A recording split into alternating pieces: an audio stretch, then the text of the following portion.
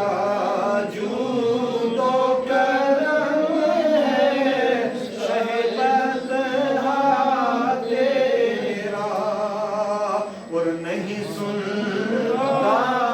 ہی نہیں مانگنے والا تیرا، نہیں سنتا ہی نہیں مانگنے والا تیرا، اور دھارے چلتے ہیں عطا کے وہ ہے قطرہ تیرا، دھارے چلتے ہیں عطا کے وہ ہے قطرہ تیرا، اور تارے کھلتے ہیں اللہ اکبر، نعرہ رسالت یا رسول اللہ، سرکار کی آمد مرحبا، دلدار کی آمد مرحبا، فقیر کی آمد مرحبا، مدنی کی آمد مرحبا، جشن عید میلاد النبی زندہ باد۔ تارے کھلتے ہیں سخا کے وہ ہے ذرا تیرا، وہاں کیا جود و کرم ہے شہبت تیرا۔ اور ہم سب کا یہ عقیدہ ہے الحمدللہ رب العالمین کہ کوئی کتنا بھی بڑا منصب والا ہو، کتنا ہی بڑا کیوں نہ ہو، چاہے انبیاء کرام علیہم السلام کی جو جماعت ہے نا، اس سے بڑا تو کوئی نہیں،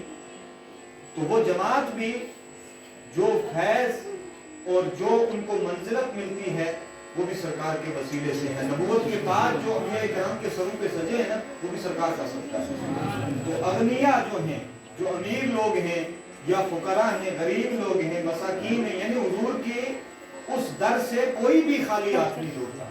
چاہے اس کے پاس دنیا کی ساری دولتیں ہوں، اگر کسی کے ہاتھ میں دامن مصطفیٰ نہیں ہے تو سمجھے کہ وہ سب سے بڑا فقیر ہے دنیا کا، اس کے پاس کوئی دولت نہیں، اور جس کے ہاتھ میں سرکار کا دامن ہو تو آپ سمجھیں چاہے ظاہری طور پر اس کے پاس کچھ نہیں، وہ غریب ہے، وہ فقیر ہے، وہ مسکین ہے، لیکن ہم سمجھتے ہیں اور ہمارا یہ عقیدہ ہے کہ الحمدللہ وہی دنیا کا سب سے بڑا غنی ہے، وہی دنیا کا سب سے بڑا مالدار اور دولت مند ہے، کیونکہ اس کے پاس جو دولت ہے سرکار کے دامن کی، سرکار کے قدموں سے جو جڑا ہوا ہے، تو اس سے بڑھ کر کائنات کی نہ کوئی دولت ہے نہ کوئی مالداری ہے۔ تو اس تعلق سے اعلیٰ حضرت فرماتے ہیں کہ اغنیاء پلتے ہیں در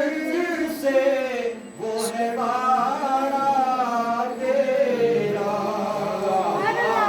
اغنیاء پلتے ہیں در سے وہ ہے بارہ تیرا، اور اصفیاء چلتے ہیں سر سے وہ ہے نصرہ تیرا۔ اصفیاء اولیاء کرام کی طرف یہاں پر اشارہ ہے، صوفیاء کرام کی طرف یہاں پر اشارہ ہے، اور میں تو کہوں گا کہ تمام اصفیاء میں بہت سارے لوگ شامل ہیں، نیکوکار اور نیکی کے راستے پر جتنے لوگ چلتے ہیں وہ سب اس میں شامل ہیں، اور کون ایسا ہوگا دنیا میں؟ کوئی نہیں ہے، چاہے فرشتوں کی جماعت ہو، انبیاء کرام کی جماعت ہو، صدیقین کی جماعت ہو، شہداء کی جماعت ہو، اولیاء کی جماعت ہو، سب یہ سمجھتے ہیں کہ جس رستے سے سرکار چلے اس رستے پر ہم سر کے بل چلے، اپنی پلکوں کو اس راستے پر بچھا دیں۔ اسی کی طرف اعلیٰ حضرت خالد بریلوی علیہ رحمۃ اللہ نے اس شعر کے اندر اشارہ فرمایا ہے، اور ہم سب کو بھی اللہ تبارک و تعالیٰ یہ توفیق عطا فرمائے کہ ہم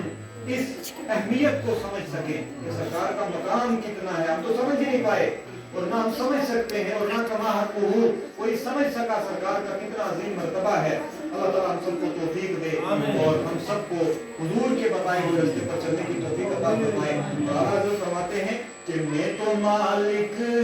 ہی کہوں گا کہ ہو مالک کے حبیب، میں تو مالک ہی کہوں گا کہ ہو مالک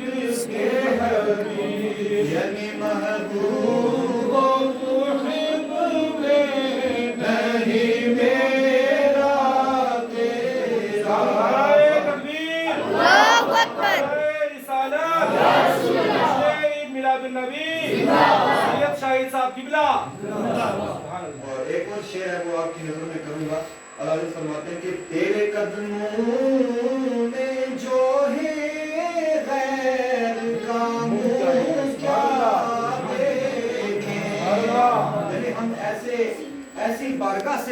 बताएं सरकार की, क्योंकि हम सरकार की उम्मती हैं, सरकार का कलमा पढ़ते हैं और हमारा ये ईमान व अकीदा है कि हम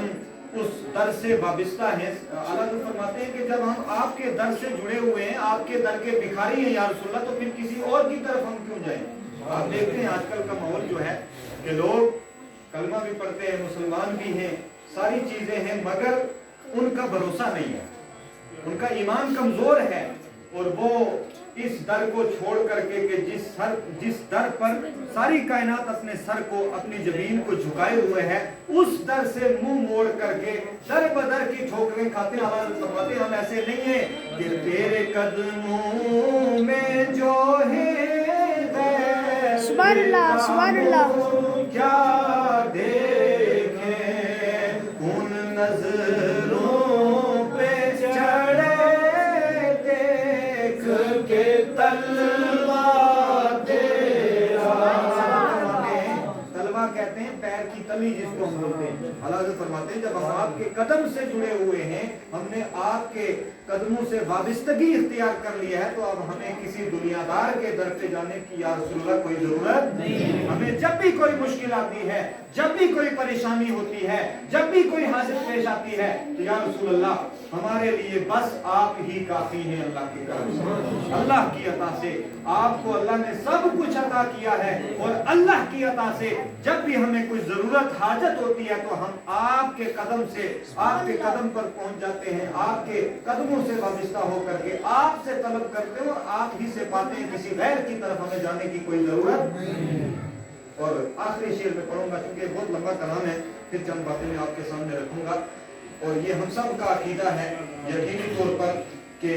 हमें जो कुछ भी मिल रहा है वो सरकार का सदका है, वो सरकार का सदका है, चाहे कोई माने या ना माने, लेकिन हकीकत यही है कि हमें जो कुछ भी मिला है वो सरकार का सदका है। हमारी ये सारी जिंदगी, हमारे माँ बाप, हमारी औलादें, हमारी जान, हमारा सब कुछ सरकार के कदमों पर कुर्बान है। ये जज्बा और ये अकीदा होना चाहिए। और फिर उसके बाद जब बंदा सच्चे दिल से सरकार की बारगाह की तरफ इस्तिगासा करता है तो फिर सरकार रद्द नहीं करवाती। रबने को अपनों को कैसे रद्द कर सकते हैं? उनकी रहमत तो ये है कि जानवरों को भी जब कोई परेशानी होती ना तो जानवर भी सरकार की बारगाह में आकर के शिकायत करते, या रसूलल्लाह मुझे ये परेशानी है, मेरा मसला हल कर दीजिए। यहाँ तक कि हरनी के वाकयात मौजूद हैं, यहाँ तक कि ऊंट उसके वाकयात मौजूद हैं अहादीस की और शेर की किताबों के अंदर, कुतुब के अंदर, कि जब किसी को कोई परेशानी हुई, किसी जानवर को भी, तो वो भी वहां आए। और यहाँ तक कि सरकार इतने रहमदिल, क्योंकि रहमतुल लिल आलमीन बना करके भेजा अल्लाह तबारक, अपनी रहमत का मजहर बना करके भेजा इस कायनात के लिए अल्लाह तबारक व तआला ने, यहाँ तक कि वो लोग जो सरकार के दुश्मन थे, अजली दुश्मन, और वो दुश्मन जो आपके खून के प्यासे थे, तो सरकार अलैहिस्सलातो तस्लीम की सुलह रहमी को देखकर, आपके अखलाक को देखकर, आपके प्यार को देखकर वो भी मजबूर हो गए आपके कदमों से वाबिस्ता होने के लिए। और आपका जो रहम का अंदाज था सरकार का, वो सबके लिए एक आम मुतलक जो रहमत है सरकार की, और नज़म अशर में भी यही होगा। वहाँ सारी उम्मतें मौजूद होंगी, सारे लोग मौजूद होंगे, वहाँ सिर्फ हमारे लिए सरकार बख्शिश नहीं फरमाएंगे, एक रहमत आम्मा होगी सरकार की। वहाँ काफिर भी है, वहाँ मुशरिक भी है, वहाँ फासिक भी है, वहाँ सरकार के दुश्मन भी हैं, मगर सबसे पहली उस परेशानी से सारे आले महशर को सरकार निकालेंगे। इससे बड़ा करम सरकार का सबके लिए क्या हो सकता है? अल्लाह फरमाते हैं तेरे टुकड़ों